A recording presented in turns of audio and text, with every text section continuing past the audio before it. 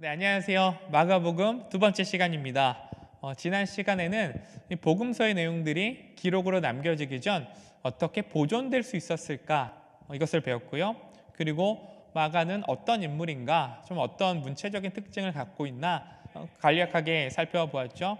오늘은 두 번째 시간으로서 마가복음이 쓰여지게 된 배경과 그리고 예수와 하나님 나라에 대해서 함께 나눠보도록 하겠습니다. 마가복음에 쓰여진 배경이 있습니다. 오늘은 크게 세 가지를 기억해 주시면 될 것 같은데요. 첫 번째는 유대 전쟁이고요. 두 번째는 베드로, 그리고 세 번째는 라틴어를 생각해 주시면은 마가복음의 배경에 대해서 쉽게 이해할 수 있을 것 같아요. 자, 첫 번째 유대 전쟁입니다. 마가복음이 언제 쓰여질까? 이것에 대한 좀 논쟁이 여전히 있는데 가장 그래도 합의점을 본 시기는 바로 AD 66년에서 67년이에요.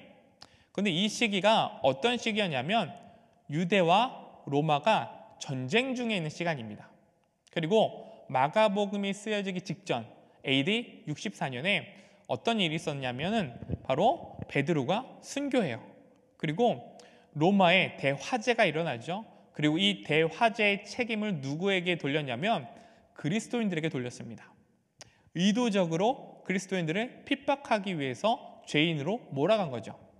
자, 어떤 상황입니까? 마가복음의 독자들의 상황이 전쟁 중에 있어요. 그리고 핍박 가운데 있습니다. 그들의 믿음의 지주였던 베드로도 순교했어요. 이런 역사적인 상황 가운데 마가복음이 쓰여지게 된 것이죠.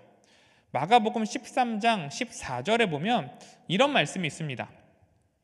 멸망에 가증한 것이 서지 못할 곳에 선 것을 보거든 자 읽는 자는 깨달을진저 그때에 유대에 있는 자들은 산으로 도망할지어다. 이 유대 전쟁이라는 상황 가운데 성도들에게 마가가 뭔가를 촉구하고 있는 것이죠. 자, 예수님께서 예언하신 예루살렘의 멸망이 시작되었다. 이 메시지를 마가복음을 통해서 전달하고 있는 거예요. 전쟁 가운데 있는 예루살렘 유대인들에게, 그리고 핍박 가운데 있는 유대인들에게 이제 예수님께서 예언하신 예루살렘이 멸망할 것이라는 그런 징조가 있음을 보여주고 있는 것이죠. 두 번째 기억해야 될 것은 바로 베드로입니다. 마가가 바울과 바나바와 함께 선교 여행을 가다가 도중에 돌아오게 되었어요. 사실은 실패한 모습이죠. 그리고 나서 누구와 함께 사역을 했냐면 베드로와 함께 사역을 했습니다. 고대 기록에 따르면 마가는 베드로의 번역자 역할을 했다는 기록이 있고요. 그리고 베드로의 번역자 역할을 하면서 동시에 베드로가 설교한 내용을 전해주었다라는 증거들이 있습니다. 그리고 베드로는 베드로전서 5장 13절에 마가를 나의 아들이다라고 표현하죠. 그만큼 가까운 사이라는 것이죠. 이 마가는 베드로의 무엇을 많이 들었을까요? 설교를 많이 들었을 거예요. 베드로의 설교를 귀에 못이 박히도록 들었겠죠. 참 재밌는 사실은 사도행전 10장 내용을 보면 베드로의 설교가 등장하게 됩니다.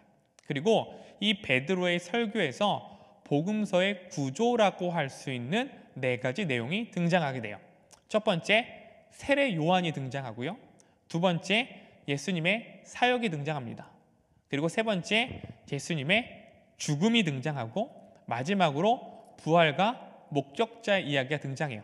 자, 복음서의 구조와 복음서의 스토리의 흐름과 아주 흡사하죠.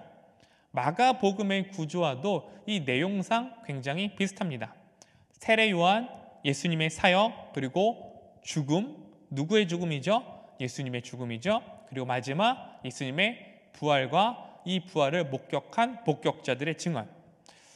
아마도 이 베드로와 함께 했었던 마가가 베드로의 설교를 듣고 그리고 예수님에 관한 전승들을 기억하고 복음서를 쓴 것이 아닌가라고 우리는 추측하고 확인할 수 있는 것이죠. 마지막 세 번째, 라틴어입니다. 마가복음에는 이 라틴어 배경도 있는데요. 마가의 이름이 마르쿠스거든요. 이것은 바로 라틴어 이름이에요. 그리고 마가복음은 헬라어로 쓰여져 있지만 라틴어의 어원을 둔 용어들이 자주 등장합니다. 예를 들면 시위병, 백부장, 주발 이런 단어들은 마가복음에만 등장하는 라틴어 용어예요. 그리고 마가복음 12장 42절을 보면 두 렙돈 곧 한 고드란트를 이런 메시지가 나오죠. 렙돈은 무엇이냐면 헬라 화폐 단위예요. 그리고 고드란트는 로마의 라틴어권에서 사용되는 화폐 단위거든요. 다시 말하면 헬라 화폐 단위를 설명하기 위해서 라틴어 용어를 사용해서 지금 풀어주는 거예요. 무엇을 우리가 염두에 둘 수 있죠? 마가가 로마 사람들도 염두에 두고 있구나. 이것을 우리는 알 수 있는 것이죠. 그리고 어떤 특징이냐면 로마의 전기 문학적 특징을 마가복음이 역시 포함하고 있습니다.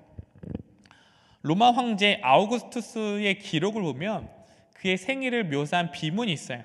그 비문에 이렇게 기록이 되어져 있습니다. 그러나 그로 말미암아 세상을 위한 복음의 시작이었다. 복음의 시작이었다. 익숙한 지금 메시지죠. 이렇게 또한 기록이 되어져 있습니다. 신의 아들 카이사르의 정복, 그리고 신의 아들 황제, 그리고 구원자이신 은인, 그리고 1세기 유대인 역사가인 요세푸스 또한 뭔가 황제가 등장했을 때 복음이라는 표현을 사용해요. 다시 정리하면 하나님의 아들, 신의 아들, 복음이라는 단어는 모두 로마 황제에게 붙여졌던 용어예요. 자, 그런데 마가복음의 첫 시작이 무엇입니까? 하나님의 아들 예수 그리스도의 복음의 시작. 어떤 표현이었어요? 새로운 황제의 등극을 표현하는 문장이었죠. 마가가 새로운 황제의 등극을 지금 선언하고 있는 거예요. 그리고 마가가 마가복음 1장 3절 이렇게 기록하고 있거든요. 광야에 외치는 자의 소리가 있어 이르되 너희는 주의 길을 준비하라. 그의 오실 길을 곧게 하라. 기록된 것과, 이 말씀은 이사야 40장 3절을 인용한 말씀이거든요. 이 말씀 안에는 포로된 구약의 이스라엘 백성들의 소망, 즉 구원이 이루어질 것이라는 그 기대감이 포함되어 있는 말씀이에요. 정리를 해볼까요? 마가복음 안에는 복음의 메시지가 있습니다. 그리고 구약의 이스라엘 백성들이 소망했던 구원을 향한 갈망의 메시지가 있어요. 마가는 당시 로마 황제에게 쓰였던 복음이라는 단어, 하나님의 아들이라는 단어를 통해서, 그리고 구약의 메시지를 통해서 새로운 황제, 새로운 메시아, 진정한 왕이 등극했다라는 것을 복음서, 마가복음을 통해서 보여주고 있는 것이죠. 그래서 마가는 구약의 메시지와 로마인들에게 익숙한 용어 그리고 문학 구조를 사용해서 하나님의 아들 예수 그리스도의 복음을 전하고 있는 것입니다. 그리고 이제 두 번째, 예수와 하나님 나라. 하나님의 아들 예수 그리스도의 복음이 전해졌어요.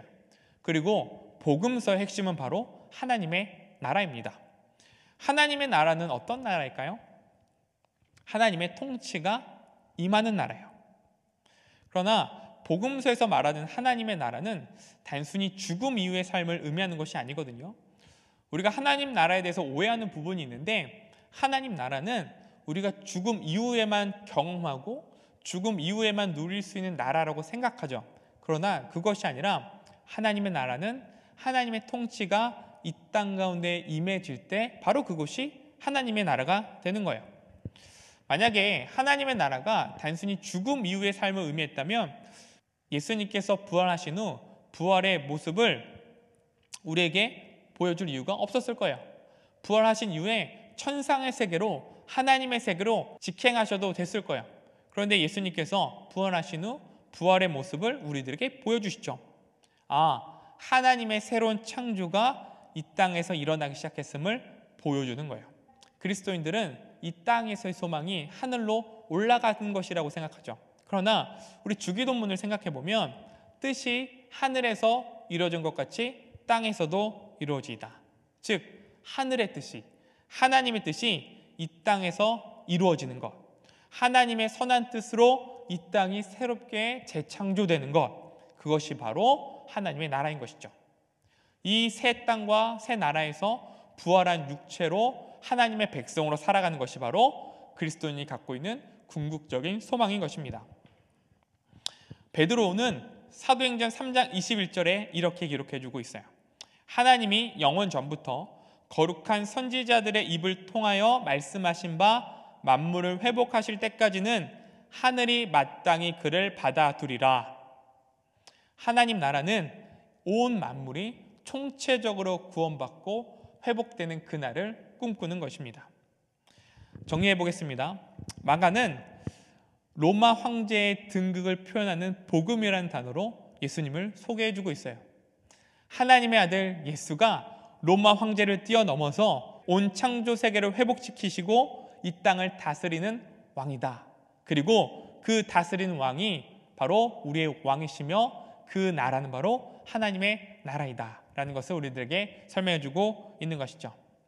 다음 주에는 마가복음에 등장하는 예수님의 모습에 대해서 함께 살펴보면서 마가복음을 더 깊게 살펴보도록 하겠습니다. 감사합니다.